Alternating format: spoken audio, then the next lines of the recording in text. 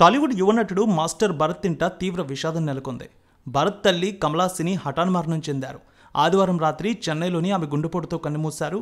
కమలాసిని గత కొద్ది రోజులుగా అనారోగ్య సమస్యలతో బాధపడుతున్నారని తెలుస్తోంది.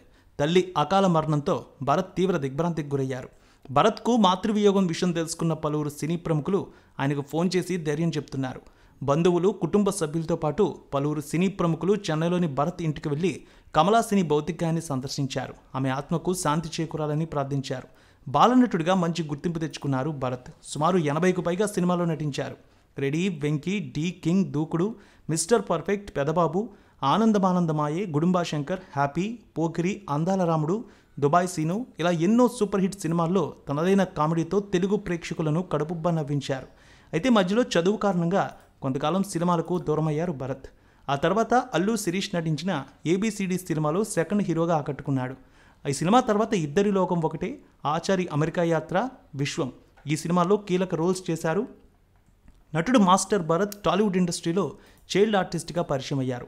ఎన్నో హిట్ సినిమాల్లో నటించి మంచి గుర్తింపు తెచ్చుకున్నారు. స్టార్ హీరోల అందరి సినిమాల్లో నటించాడు భరత్. ఈ మధ్య నటుడిగా పలు సినిమాల్లో కూడా నటిస్తున్నారు.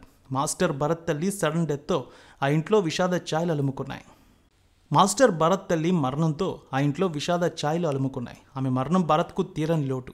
నిన్న రాత్రి 8 గంటల సమయంలో ఆమె తుది శ్వాస విడిచారు. చెన్నైలోని నివాసంలోనే ఆమె మరణించారు. ఈ వార్త ప్రస్తుతం సినీ ఇండస్ట్రీని కుదిపేస్తోంది. భరత్ నటించిన సినిమా హీరోలందరూ ఆయనకు ధైర్యం చెప్తున్నారు. ఇక యూట్యూబ్ ఛానల్ ఇంటర్వ్యూలో కూడా కొన్ని విషయాలు మాట్లాడారు ఆయన. ఇటీవల భరత్ ఒక యూట్యూబ్ ఛానల్కి ఇంటర్వ్యూ ఇచ్చారు. అందులో ఆయన మాట్లాడుతూ తన గురించి ఎన్నో విషయాలు షేర్ చేసుకున్నారు.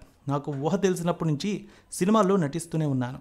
3 ఏళ్ల వయసు నుంచి నటిస్తూ ఉన్నా. ఒకవైపు సినిమాలు చేస్తూనే మెడిసిన్ పూర్తి చేశా. ప్రస్తుతం మెడిసిన్లో డాక్టరేట్ చేస్తున్నా. నేను చైల్డ్ ఆర్టిస్ట్ నుంచి ఇప్పుడు పెద్దవాడిని అయ్యా. స్కూల్, కాలేజ్ అంతా అయిపోయింది. కానీ నేను ఇంకా అమ్మ చాటు బిడ్డని. అమ్మ కోసం ఏదైనా చేస్తాను. లవ్ ఇలాంటివేమీ లేవు, కానీ ఎన్నో ప్రపోజల్ వచ్చేవి. కానీ ఇంట్రెస్ట్ లేదని చెప్పేశాను.